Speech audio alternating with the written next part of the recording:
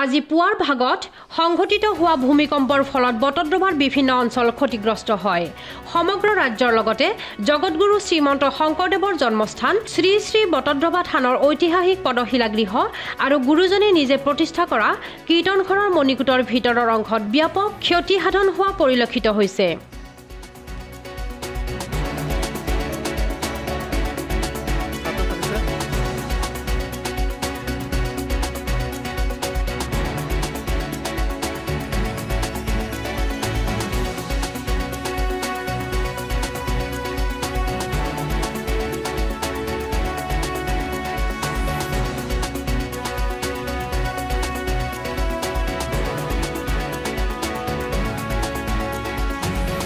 আনহাতে এই ভূমিকম্পৰ ফলত বটদ্ৰৱা নগাঁও সংযোগী গড়কাপ্তানি পথৰ গৰৈমাৰীৰ সদাব্যস্ত দলংখনৰ মাজভাগতে বৃহৎ ফাটমেলা পৰিলক্ষিত হয়। ফলত ভয় আৰু সংশয়ৰ মাজেৰে নগাঁও জিলাৰ পশ্চিম অঞ্চলৰ লোকসকলে যাতায়াত কৰিবলগীয়া হৈছে। উল্লেখযোগ্য যে প্ৰায় ২০ বছৰ পূৰ্বে নিৰ্মাণ কৰা দলংখন পুনৰ মেৰামতি নকৰিলে এক বৃহৎ অঘটন হোৱাৰ আশংকাত ভুগিবলগীয়া হৈছে বটদ্ৰৱাৰ স্থানীয় ৰাইজ।